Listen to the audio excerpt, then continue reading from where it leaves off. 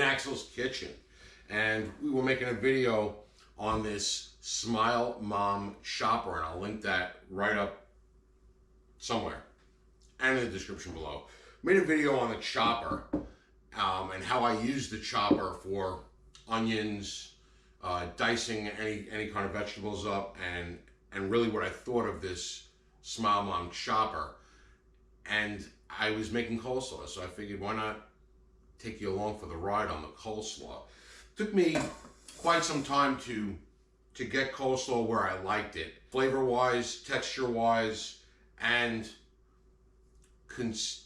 consistency of the wetness, let's call it. I don't know how to describe it, not to have it too watery. How about that?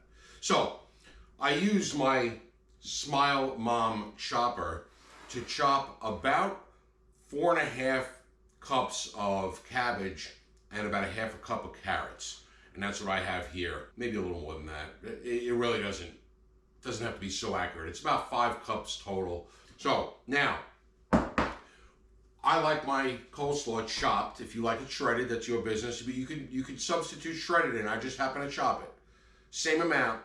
It's a little less than a half of a normal head of cabbage is what I use. Probably a third. I'm gonna say a third. I could probably get 3 batches of coleslaw out of 1 head of cabbage if it's a decent sized head. So I chop it. You can shred it.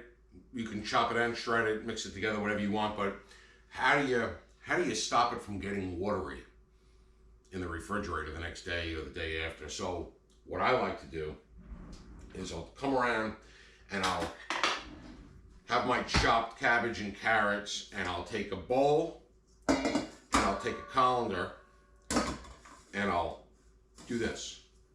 And now I will take some of this and I'm just gonna put some in, maybe a quarter of the amount or so. All right, and I'm gonna sort of spread it around in my colander so that I get some decent surface area in it. Let me bring you in and show you. So I don't have it piled all in one place. I have it sort of around. I'm not pressing it or anything like that. I'm just leaving it, loose. And I'm just taking some salt. Whatever salt, this is just a fine sea salt, and I'm just giving it a little sprinkle. All right, like that.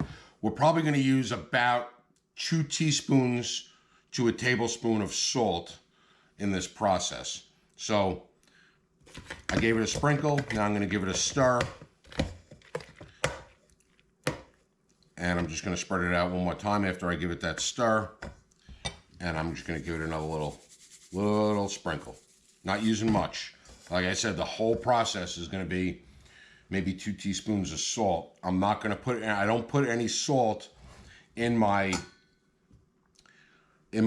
dressing mix for the coleslaw. This is the only place where I will add salt, is here. So now I'm gonna spread out some more. All right, and I'm gonna go with some salt again. And I'm gonna sprinkle some salt over the top. And I'm gonna give this a mix.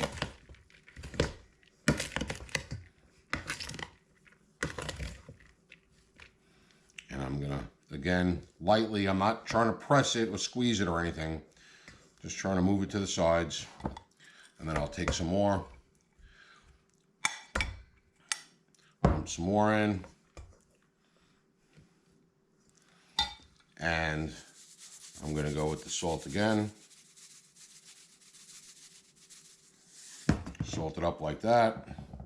And I'm gonna give it a mix.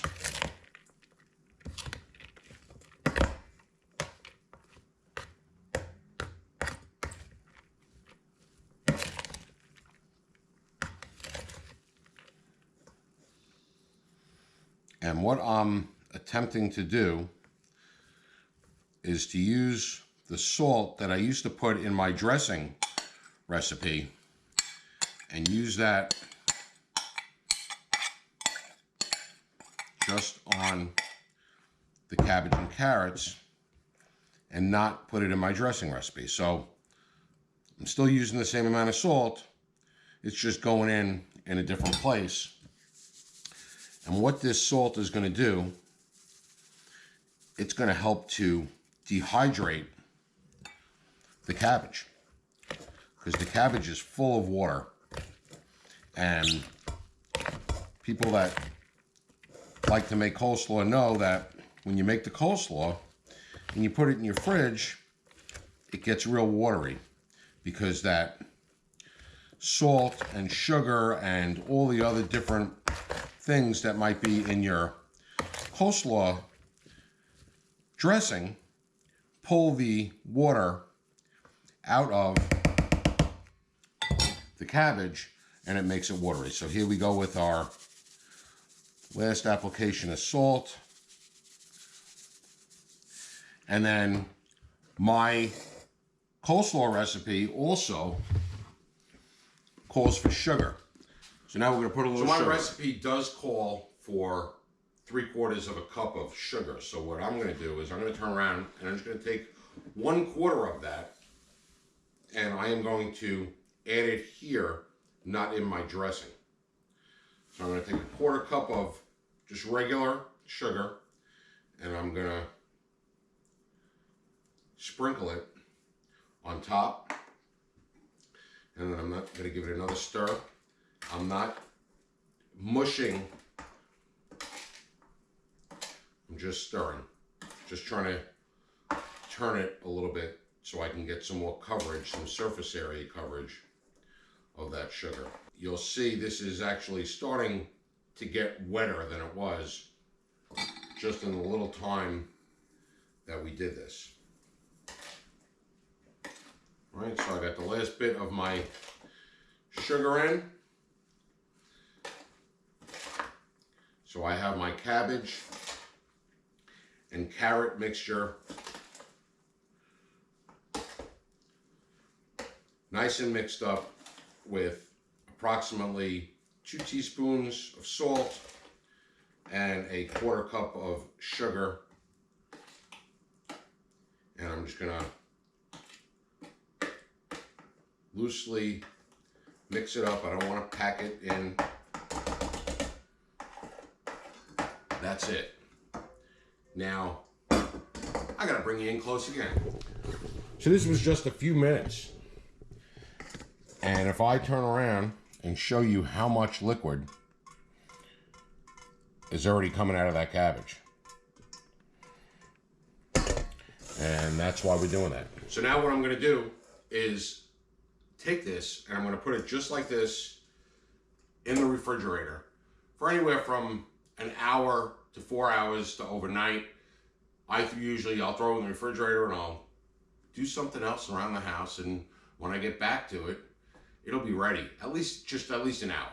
That's all I'm saying is an hour. If you want to go 4 hours, you can go 4 hours. If you want to go overnight, you can go overnight. Give it an hour. If you want to give it 2, give it 2. I like to give it 3 or 4, or overnight, but at least an hour.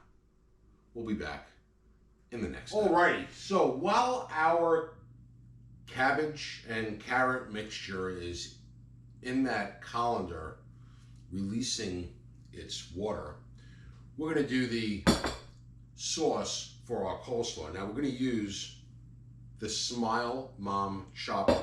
Now we linked a review video and a use video of this in the description below, but this thing, I've never used it for anything other than chopping with the chopping blade.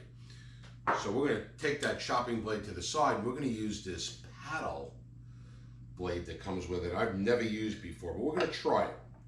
So that paddle guy goes right in, just like the chopping blade. It fits right on the little nub. And we're going to make our sauce or dressing for the coleslaw. I keep calling it a sauce, but it's really more of a dressing. Garlic powder. A lot of coleslaw recipes, garlic powder, no. We don't use it. I don't think garlic goes well with coleslaw. It just doesn't work for me. So I like to go dry ingredients first. We're gonna dump the stuff in here. This is the first time I'm using the Smile Mom chopper to mix my dressing. So let's see how it goes. So Something I find important in coleslaw is just a little bit of celery seed. It's an expensive spice, but just a little bit of celery seed, and I like to go half a teaspoon. So I like to do my dries because it's easy to, use all the spoons when they don't get wet. So there's my celery seed. I can throw that to the side so I know. Salt. No more salt because we already salted our cabbage carrot mixture. Okay. Half a teaspoon of dry mustard. Now, you don't have to measure like crazy. I usually go I heap it a little bit, I don't necessarily, level it off and it's gotta be perfect. When I'm not doing it for a video, I don't even use these things. I use just a regular teaspoon and I just estimate half, quarter, full. I'm, making a video, so I'm gonna use the measuring things, but I estimate usually. Black pepper, a teaspoon. So I grabbed it. It's my half teaspoon. So I'm gonna go 2 of them because 2 half teaspoons make a teaspoon. There's my black pepper. And that's it other than the sugar for my dry ingredients. Now my sugar, I do 3/4 of a cup to a cup. I use a quarter in with the cabbage and carrot mixture salted to help pull the moisture out. So it's 3/4 of a cup. So I use the 1/4 cup, so I only have to put a half cup in here. So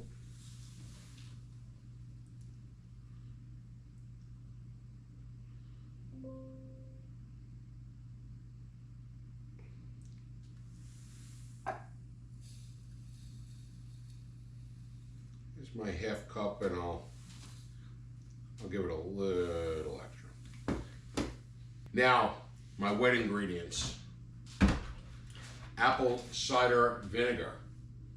Just a little acidity to cut through the thick of the mayo and Miracle Whip that's coming. Just a tablespoon is all it takes. So I just come in, like I said, I usually will just use a regular tablespoon, not a measuring tablespoon. Apple cider vinegar. Just regular, they call it prepared horseradish. A teaspoon or so is what I'm saying. Depends on how much bite you like on it. So what I like to do is like a heaping teaspoon. Heaping teaspoon of horseradish. Give it that bite. And now my mayo and the Miracle Whip. A lot of people don't like Miracle Whip. I'm kind of delicate balance. There's a delicate balance between mayo and Miracle Whip. Now in the Northeast, where I am, it's Hellmann's usually, but I'm using Duke's. I like Duke's. Hard to get up here. We buy it when we travel to see the kids and we go down south. We buy Duke's. Miracle Whip, they do have up here. It doesn't sell a lot. A lot of people, it's not popular in New York, Miracle Whip, but they do have it. So somebody must be buying it. But Duke's, tough to find in New York. We use Duke's mayo. The only time we don't use Duke's mayo is like a potato salad or a macaroni salad that's a heavy mayo content. We use Hellmann's. Duke's better on sandwiches than Hellmann's mayo, but Hellmann's is the brand up here. So we're gonna go a half a cup of mayo, half a cup of Miracle Whip, and that's close enough for the half cup. So I've never, like I said, I've never used this device to make a dressing or a sauce before, so I'm spooning it out to get it in there. So that's my half cup of mayo.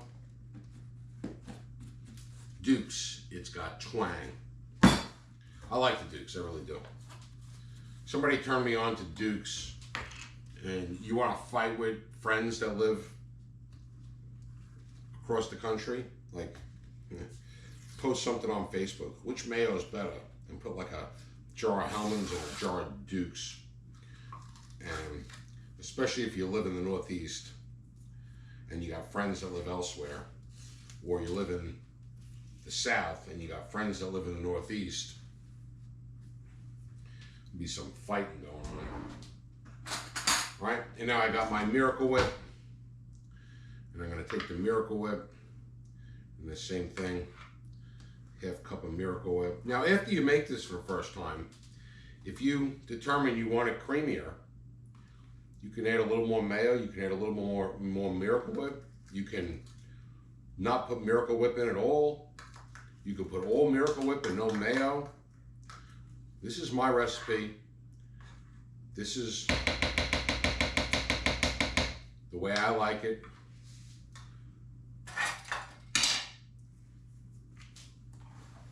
You can alter it.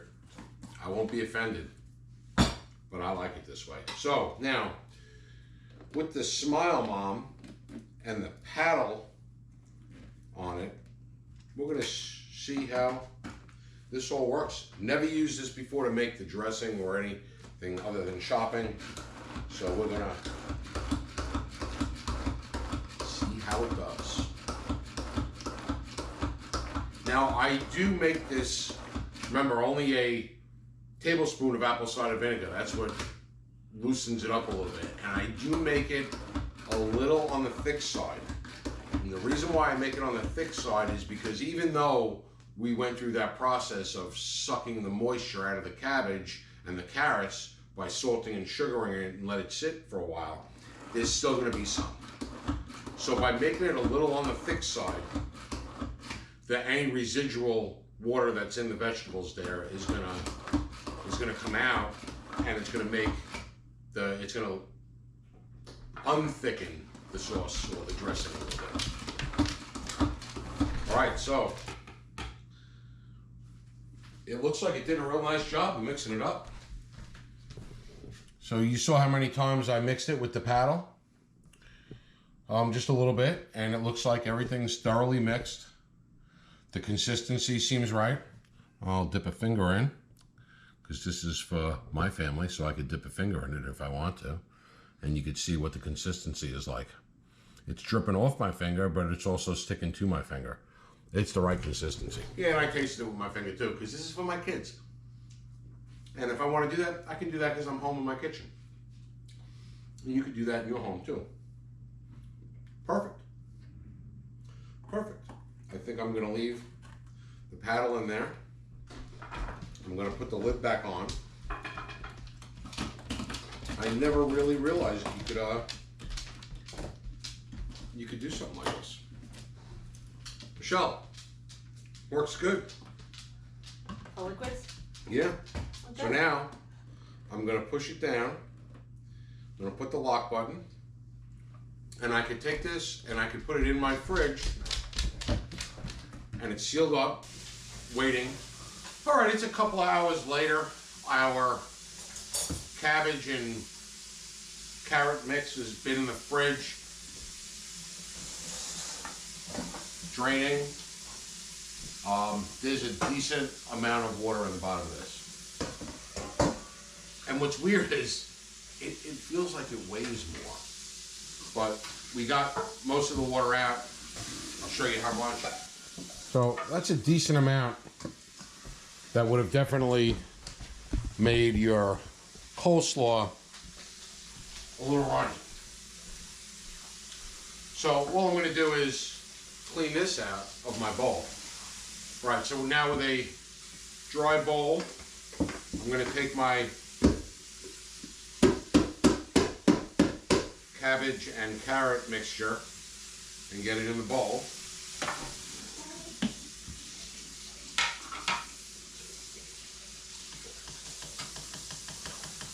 Knock off any extra off the blade.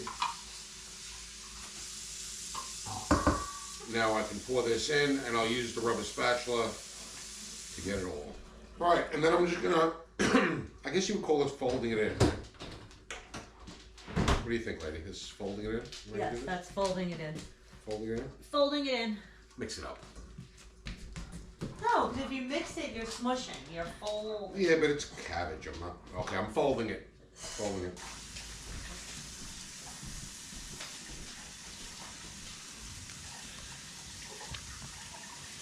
Once you thoroughly fold it in, make sure that you're mixed good. This is the consistency that you're gonna get. Like I said, if you want it less, you put less ingredients. You want it more, you put more ingredients. You make it to whatever consistency you like. I like it just like this because we use coleslaw usually as a topping on burgers, dogs, barbecue, whatever you might like. This is the consistency that we really like it in. So that's it today from Axel's Garage inside Axel's Kitchen. It's our take on coleslaw using the Smile Mom chopper. And check the description down below for the original video when we did a full review on that Smile Mom chopper. If you need one, if you don't have one, get one. Really convenient, really easy. As always, thanks for watching.